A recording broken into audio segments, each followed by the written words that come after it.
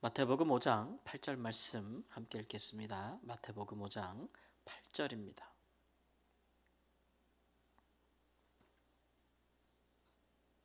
마태복음 5장 8절 말씀 함께 읽습니다. 마음이 청결한 자는 복이 있나니 그들이 하나님을 볼 것이며. 아멘. 마음이 청결하다, 마음이 정결하다라는 의미죠. 또 마음이 깨끗하다, 또 마음이 거룩하다라는 말로 바꾸어 사용할 수 있을 것입니다. 그런 사람들에게는 우리 사람이 세상에 살면서 가장 크게 누릴 수 있는 가장 위대한 영광이 있다면, 영예가 있다면, 또 우리가 하나님께 받을 수 있는 가장 큰 선물이 있다면 바로 우리가 하나님을 보는 것 아니겠습니까? 하나님을 우리 볼 수 있다면 그것은 우리 인간이 누릴 수 있는 가장 큰 영광이겠죠. 그래서 하나님께서 우리 인간에게 주신 가장 큰 선물이 바로 예수님 아니겠습니까? 또 하나님을 볼 수 있도록 예수님을 이 땅에 보내주신 것이죠. 그래서 예수님을 본 사람들은 하나님을 보았다라고 고백을 했고, 또 하나님의 영광, 은혜, 독생자의 영광과 은혜, 그 충만함을 보았다라고 사도 요한도 이제 고백했습니다.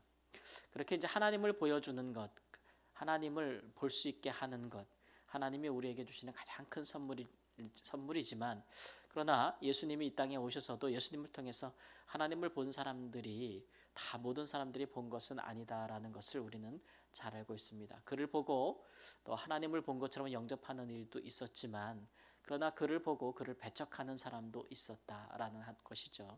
그래서 보여준다고 다 보는 것은 아니다라는 것이고, 또 눈이 있다고 다 보는 것도 아니다라는 것, 그것을 우리가 결과적으로 알게 되었는데, 그 원인이 뭐냐 그러면 마음이 청결한 사람이 볼 수 있다라고 오늘 예수님께서 친히 말씀하신 것입니다. 마음의 정결함, 이것은 당시 유대인들이 갖고 있는 정결에 대한 생각하고는 전혀 다른 것이죠. 우리가 잘 알기로 유대인들은 항상 외적인 정결에 힘썼다고 했습니다.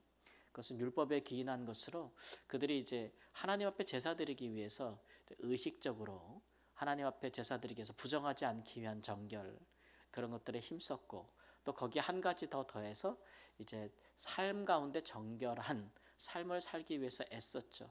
그것도 역시 외적인 것이었습니다.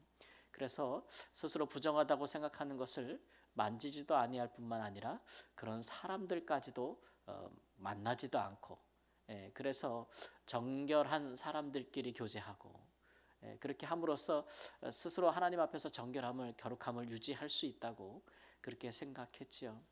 그래서 이스라엘 사회에 많은 사람과 사람들 사이에 신분과 종교적인 벽들과 그런 그 단계, 그런 것들이 형성이 됐다라고 했습니다.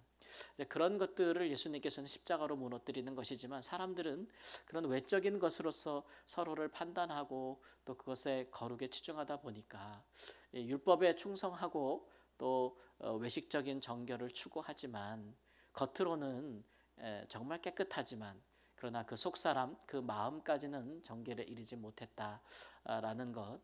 그래서 유대인들이 예수님이 보실 때에는 정말 율법적으로 깨끗한 사람들인 것 같아도, 그러나 그 속사람으로는 하나님의 성품에 이르지 못했다.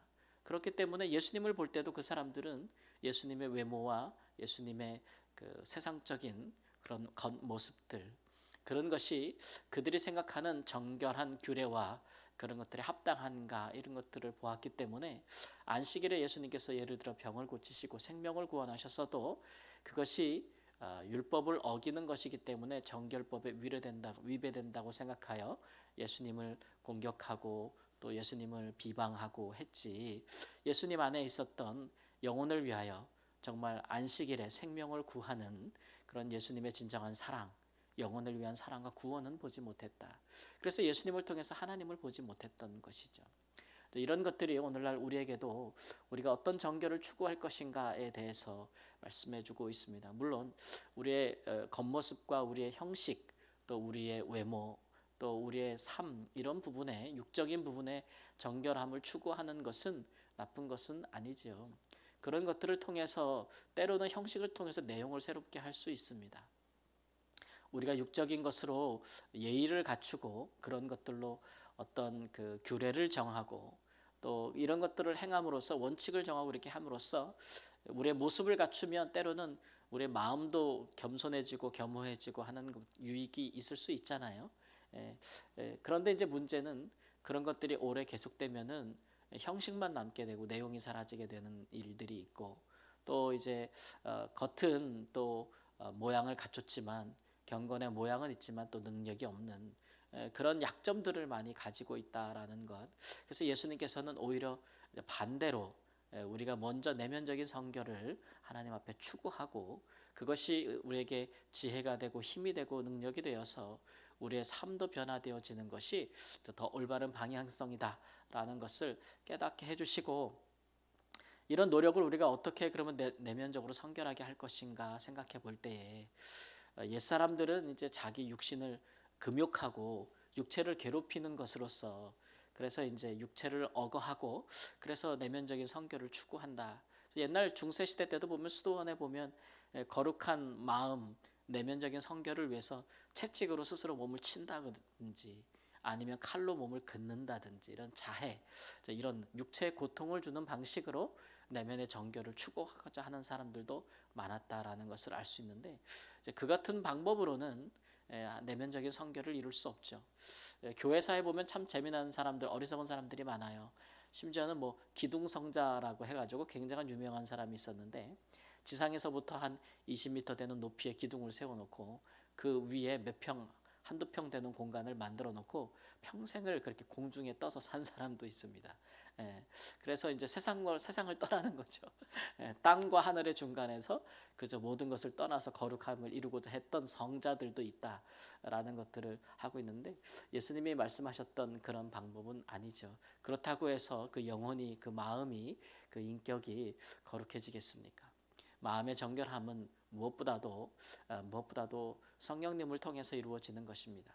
거룩한 영이 우리 안에 계셔서 우리가 그를 정말 전인격적으로 우리가 환영하고 우리 안에서 우리를 인도하시는 대로 우리 자신을 내어드리고, 무엇보다도 성령이 감동하셔서 우리 본래적인 본성과 성품으로 못하는 일들을 우리가 성령으로 생각하게 되고 또 일하게 되고 또 행하게 되고, 이렇게 우리가 성령을 인도하심과 훈련 속에 거하면서 우리의 내면적인 성결을 구할 수가 있었죠.